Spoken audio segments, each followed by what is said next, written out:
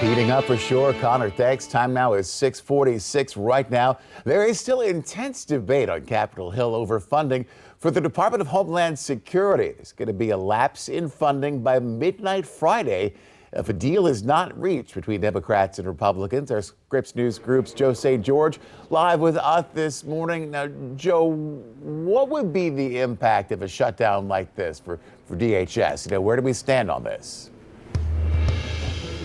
Man, it's hard to believe we're talking about, right?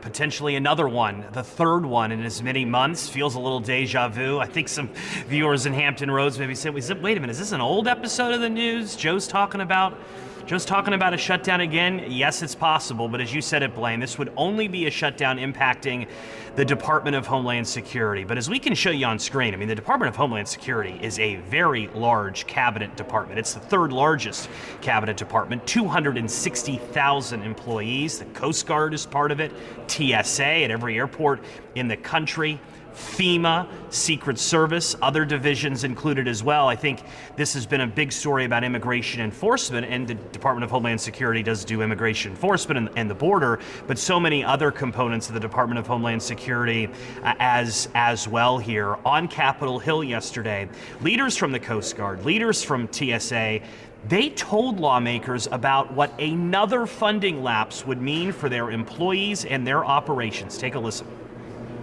A funding lapse has severe and lasting challenges for our workforce, operational readiness, and long-term capabilities.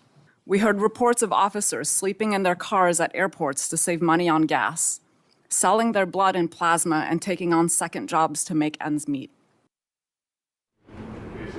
That part of the hearing struck me. That was the TSA administrator talking about the last shutdown and the last full government shutdown in the fall. Where do we stand on this Thursday morning? We are expecting votes in the Senate today. Punchbowl News is reporting that the White House sent over another counteroffer to try and end this funding stalemate late last night. We'll see how Democrats respond, but all odds seem to be pointing in the direction of a shutdown of the Department of Homeland Security. Let's talk impacts. Obviously, if you work for the Department of Homeland Security, you could see impacts starting next week.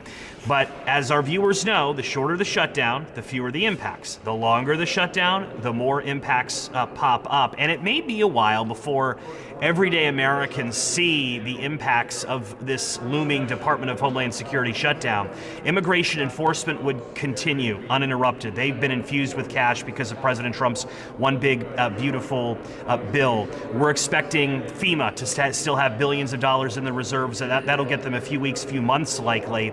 And as far as TSA goes, the first missed paycheck for TSA officers wouldn't be until mid-March. And that could be the big flashpoint here, because what's mid-March?